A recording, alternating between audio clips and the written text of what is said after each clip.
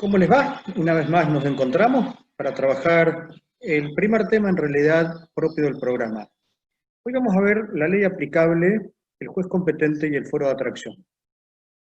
Cuando nosotros hablamos de ley aplicable, vamos a intentar encontrarle solución a qué ley va a regir a un planteo, a un problema sucesorio de una persona que fallece en la Argentina y tiene bienes en el extranjero, o al revés, una persona cuyo domicilio está en el extranjero y tiene bienes en la Argentina. Esto es lo que vamos a trabajar y por eso vamos a compartir pantalla para que vayamos siguiendo este tema.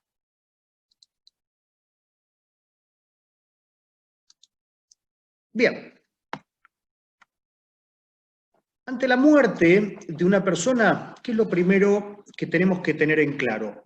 Que el heredero ocupa el lugar del causante. Esto significa que el heredero pasa a pisarlo al causante. Es como si fuese el mismo causante. No continúa la personalidad, pero va a ocupar el mismo lugar que tenía el causante. Queda investido de la calidad de heredero. Esto es lo que antes el Código de Vélez denominaba la posesión hereditaria. Y quiere decir esto que hablábamos recién, se le inviste de la calidad de heredero. El juez dice, este es el heredero. En algunos casos esto es automático, si estamos hablando de herederos forzosos, que son los descendientes, el ascendiente y el cónyuge, y el juez le debe dar este carácter cuando se trata de colaterales.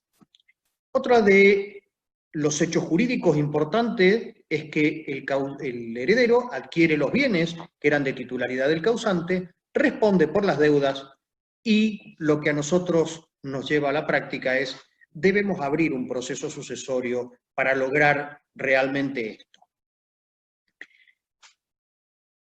Vamos a encontrar respecto de la ley que rige el derecho sucesorio que en el Código Civil y Comercial, por supuesto que tiene normas de fondo, pero también este nuevo Código Civil y Comercial tiene normas procesales y tiene normas de derecho internacional privado. Y nuestro Código Procesal Civil y Comercial y tributario tiene normas que regulan el proceso judicial de la provincia de Mendoza. ¿Qué es esto de la ley que rige el derecho sucesorio? Acá lo que tenemos que tener en cuenta es cuando se abre una sucesión, ya sea testamentaria o intestada, ¿qué es lo que vamos a tener que mirar con mucha precisión? ¿Qué ocurre cuando el patrimonio está disperso entre diferentes estados? ¿O qué ocurre cuando no coincide la situación donde están ubicados los bienes con el domicilio del causante? ¿O cuando no coincide con el domicilio de los herederos? ¿Por qué se otorgan disposiciones de una última voluntad en un país distinto al lugar donde se pretende hacer valer este derecho? Imaginemos, ¿no? Una persona que quiere que hagan algo concretamente al momento de su muerte con su cuerpo y está en otra legislación. Este es el problema de la ley aplicable. Lo que pasa es que ahora tenemos dos visiones o dos aristas. Una, ¿cuál es la ley aplicable en cuanto al tiempo y cuál es la ley aplicable en cuanto al territorio? La ley aplicable en cuanto al tiempo, esto significa qué ley vamos a aplicar y para ello tenemos que tener en cuenta el fallecimiento, la fecha de fallecimiento del causante. Si esta persona ha fallecido antes del 1 de agosto del 2015, vamos a tener que aplicar el Código de Vélez. Y si falleció el 1 de agosto o a partir del 1 de agosto del 2015, vamos a aplicar el Código Civil y Comercial de la Nación. Esto es de vital importancia. Que no les extrañe a ustedes cuando ya sean abogados y ejerzan la profesión, que les toque abrir sucesiones en los cuales el causante falleció antes del 1 de agosto del 2015. Nosotros lo hacemos regularmente. Otra de las cuestiones que tenemos que tener en cuenta es cuál es la ley procesal que vamos a aplicar a esta persona que falleció antes del 1 de agosto del 2015, o cuál es la ley procesal que vamos a aplicar a una sucesión que ya se abrió, ya tiene un trámite procesal. Lo que la doctrina dice y la normativa también entiende es que en cuanto a los procesos vamos a aplicar el Código Civil y Comercial, aun cuando la persona haya fallecido, vigente el Código de Vélez. Y lo mismo va a ocurrir en cuanto a los procedimientos que estén ya en trámite, vamos a aplicar la ley procesal respetando lo que haya ocurrido anteriormente en ese proceso. Eso en cuanto a la ley aplicable en cuanto al tiempo, pero también está la ley aplicable en cuanto al territorio. Y en cuanto al territorio es, vamos a aplicar, si existen bienes en diferentes países, como hablábamos recién, ¿qué ley vamos a aplicar? ¿La ley argentina o vamos a aplicar la ley extranjera? ¿Qué es lo que nos dice nuestro código? Esto es también importante. Vamos a aplicar la ley del último domicilio del causante. ¿Y en qué impacta? ¿Cuál es la ley aplicable? Impacta en cuanto al orden sucesorio, porque no son los mismos los herederos forzosos en nuestra legislación que en las legislaciones extranjeras. En algunas legislaciones existe la posibilidad de excluir a un heredero por indignidad, en otras legislaciones existe la desheredación. En algunas legislaciones el reparto de los bienes es diferente entre determinados herederos. Nosotros tenemos el típico caso de en la sucesión de los colaterales, no es lo mismo lo que recibe aquel que es hermano de doble vínculo que aquel que es hermano de vínculo simple. Estoy hablando en la sucesión de los colaterales. Vamos a tener que tener en cuenta qué ley vamos a aplicar respecto del derecho de evicción, en cuanto a la colación. Hay legislaciones que no tienen colación o tienen colación diferente a cómo la tenemos regulada nosotros. Y también, por ejemplo, el caso de la sustitución fideicomisaria, que nosotros concretamente en nuestra legislación la tenemos prohibida, y hay legislaciones que la tienen aceptada. Entonces, fíjense la importancia que tiene qué ley vamos a aplicar. Nosotros tenemos una normativa que regula el derecho sucesorio y también existe una normativa que regula el derecho sucesorio en otros países. Entonces, ¿qué es lo que dice el Código?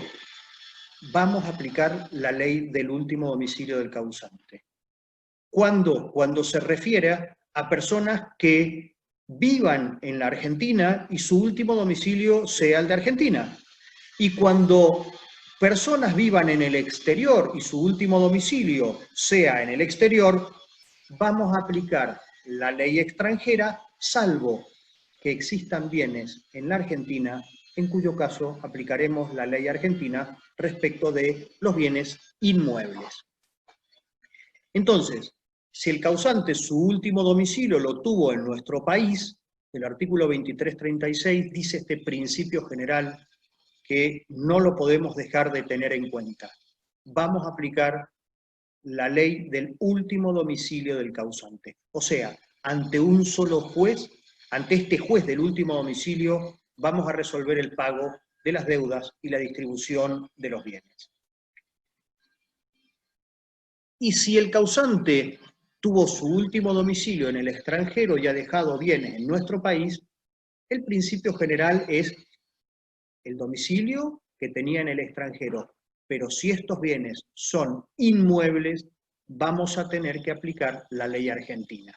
Entonces, el señor que fallece en el exterior teniendo bienes en la Argentina, vamos a tener que abrir un proceso sucesorio en la Argentina y nos vamos a regir por las leyes argentinas. Imagínense si una persona muere en esos países donde existe libertad de testar y había decidido distribuir todos o entregar todos a una asociación, a una fundación, a hacer lo que quisiese con sus bienes. Y nosotros tenemos en la Argentina un sistema de legítimas.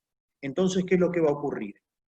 La ley aplicable a este señor respecto de los bienes que estén en el exterior será la ley del último domicilio de ese causante y será válido el testamento y será válida la decisión que tomó de hacer lo que él haya querido hacer con sus bienes.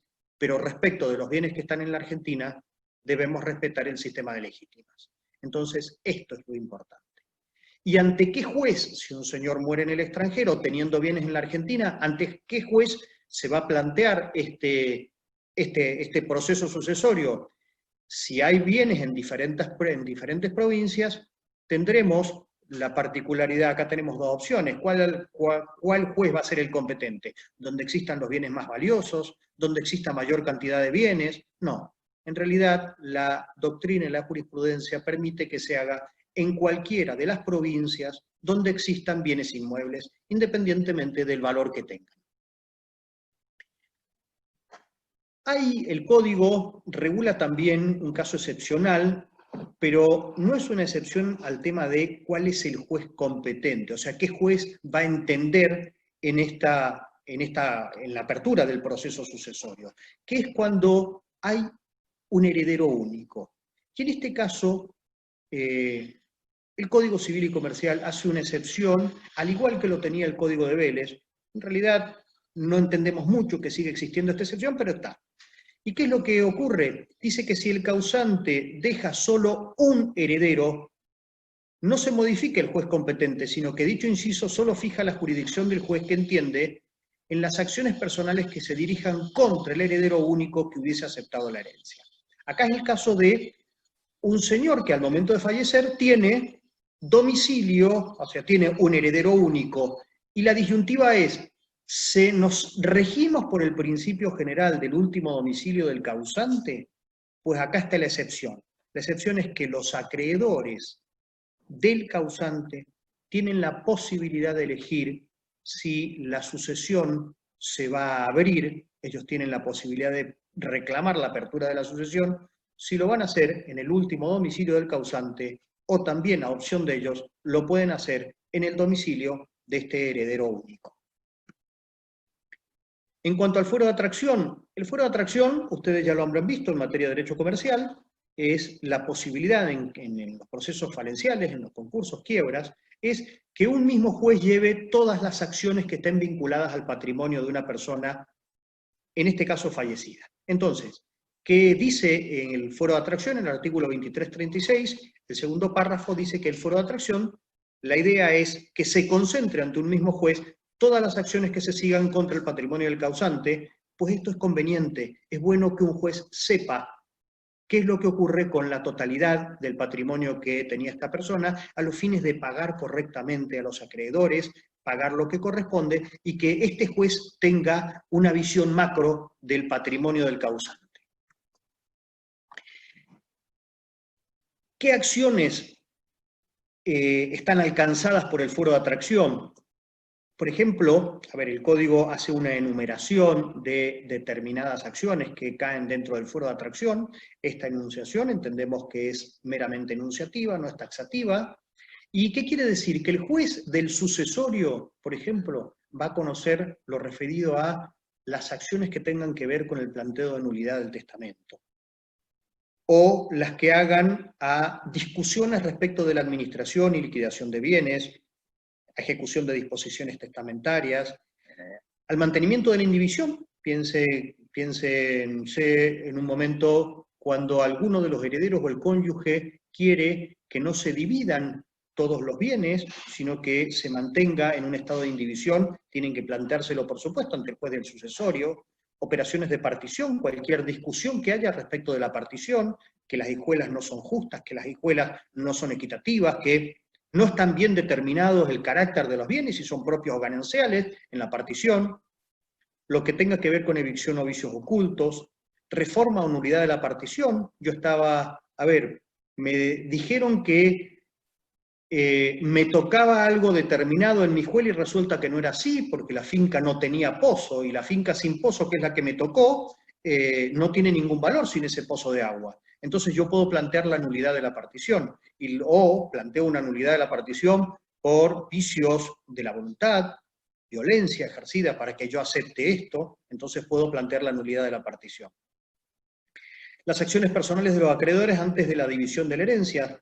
Cualquier acción que tengan los acreedores que tuviese el causante, lo tienen que plantear ante el juez del sucesorio. Y respecto de las acciones de estado de familia, ahí tiene un signo de interrogación porque en realidad las acciones de estado de familia están discutidas y lo vamos a ver cuando ustedes trabajen los casos jurisprudenciales. Entonces, estos son algunos de los casos donde ante el mismo juez del sucesorio van a plantearse este tipo de acciones. Tenemos que cuidarnos de tener muy claro que no es en la misma sucesión donde se plantean los juicios. Estas acciones se plantean en expedientes independientes. Algunos normalmente van a ser a través de expedientes o juicios ordinarios, o juicios de conocimiento que se denominan.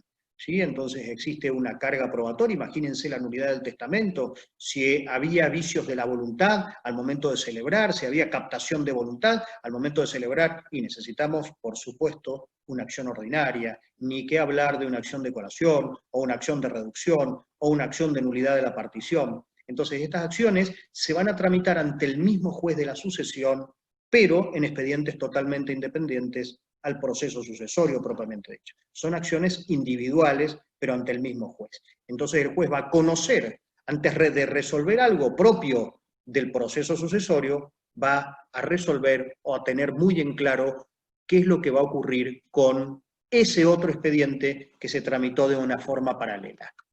¿Cuáles son las acciones que no atrae el fuero de atracción? A modo de ejemplo, en principio no se atraen mayormente las acciones reales, las reivindicatorias, posesorias, mensuras del lin, división de condominio, interdicto, todo lo que tenga que ver con acciones reales no son atraídas por el juez del sucesorio. Y hay algunas acciones personales, porque como regla general atraen todas las acciones personales, pero hay algunas que no, por ejemplo, la de expropiación, porque tiene una ley propia que dice quién es el juez competente, las acciones relacionadas con el contrato de trabajo. Imaginémonos que el causante era el patrón y fallece. ¿Ante quién se hacen los reclamos? Estos reclamos se hacen en el fuero laboral.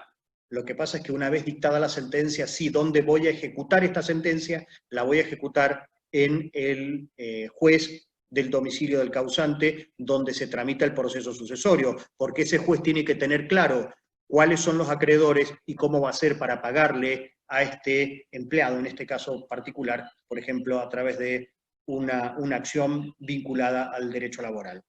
También las acciones relacionadas con las sociedades, porque tienen un fuero propio, no son atraídas por el proceso sucesorio.